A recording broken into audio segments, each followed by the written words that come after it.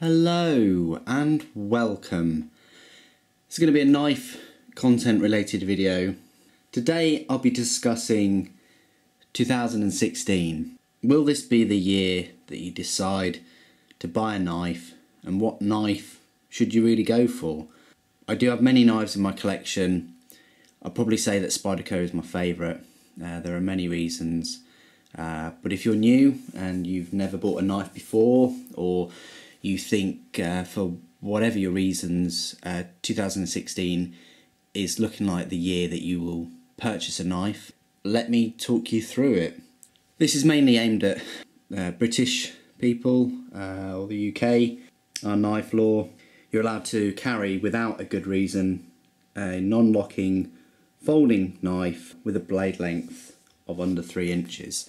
Obviously it depends on the circumstances and how you're using it and things like that. I won't bore you too much about the knife law. I think it's quite straightforward. Doesn't stop you carrying a massive knife, no one ever knowing about it. Doesn't stop you from carrying a bushcraft knife that's a fixed blade and going out and doing some bushcrafting. It doesn't really limit you as much as speed limits limit you. And I think a lot of people get hung up on laws and they kind of look at it as encroaching your freedoms and all that lot. But anyway, enough about that. Let's just go on about the these UK knives. So you're thinking about buying your first knife. You've had a look around.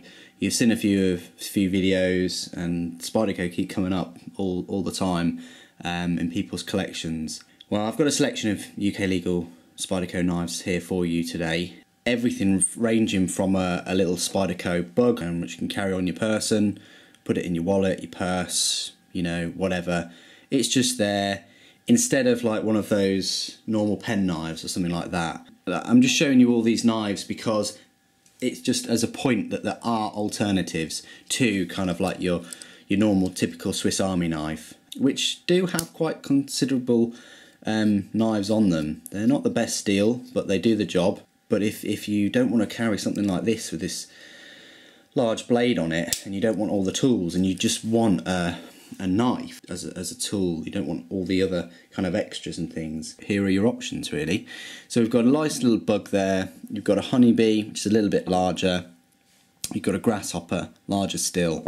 You've got this cute little knife here, which is the Spyderco Squeak, very, very sheeple friendly, great blade steel, made in Italy, but it's got kind of Austrian blade steel, very sharp, doesn't need much maintenance at all, doesn't need sharpening hardly at all because of the blade steel. Then you've got other knives down here, such as the Pingo, which is specifically aimed at the Danish market, where you can't have a one-handed opening folding knife, so you kind of have to use two hands. And again, same blade steel, but more for the Danish market. You can still use it in the UK, of course. Then you've got the Pingo, which again is more of a two-handed opening knife. A bit of a spear point to this one though. And then you've got the ubiquitous UK PK in a sabre grind and just a flat grind, both the same blade steel. They're very good knives, although they are quite long, quite big knives, these.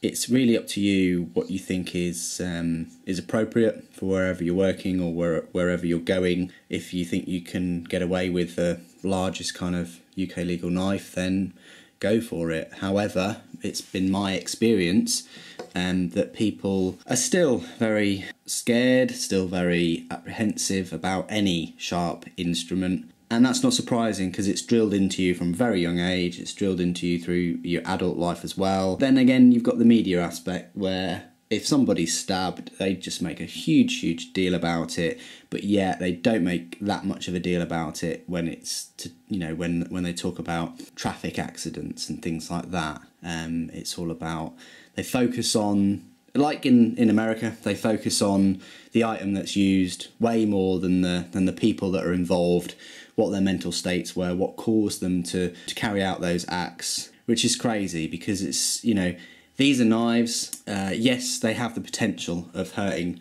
another human being, but so do your fists, so does anything. And it's just the portrayal of specific items and the focus on them, which drives public opinion, which then moves people to have those opinions and vocalise them to local government, big government, and that's how kind of laws are kind of changed and all the rest of it. Sometimes it's not the case. Sometimes, like over here, it wasn't anything to do with public opinion or anything like that brought in about the kind of restricted use, I suppose, or restricted carry of knives. It was actually a series of court cases that eventually then changed the knife law and things. But anyway, I'm going on a complete tangent here. The knife that I would strongly suggest you pick up, if you had a choice, it depends on your budget, but you know what I like, you know what I'm like. If you're going to buy one knife and you've only got the money for one knife, I'd definitely go for the Urban. There we go. I've been using it, carrying it since I got it. I don't think any knife comes close. It's FRN handle scales. Some people think they feel cheap. That's a load of rubbish. They feel very solid. They're strong. They've got ample grip. The knife just fits in your hands extremely well. Using the choil there, that's what this part's called, and the jimping on the top to apply some pressure. It's great for fine work, great for just slicing, you name it. It's a real power tool. I've hardly had to sharpen this whatsoever because of that blade steel. So yeah, it's a little bit pricey, probably about £50–60, something like that. But then that's it. You don't have to buy another knife. Easier said than done in my case, but you can just buy a knife and you've got one, and carry it around. When you're carrying a knife, when you own a knife, if you've never owned one or carried one before, you actually forget how useful they really are. You can use them for a whole range of tasks. And when you don't have one and you need one, that's the point where you realise how useful they are. So many people have their reasons why they carry knives, but this is my pick of choice for 2016. I'm going to continue using it all through the year. I think it's a great little knife. Just wanted to bring this video to you, show you all the various options and things. The next video will be a blade steel video, and then I'll be moving on to a refresh of all my knife reviews, because I know a lot of them weren't shot in this beautiful kind of 1080p. A lot of them had quite poor lighting, and I just think that the quality of my videos has moved on since then. So it's only fair that I update those videos. So you have got a lot of knife content coming up. It might not be new. It might be new. We'll see. Hopefully there'll be something for everybody. I want to pose a question. What knife are you currently carrying? Whether you're American, whether you're British, whether you're Russian, whoever. Another question I want to pose is, what knives are you best looking forward to in 2016? What have you got your eyes set on purchasing? Really interested to read your comments below.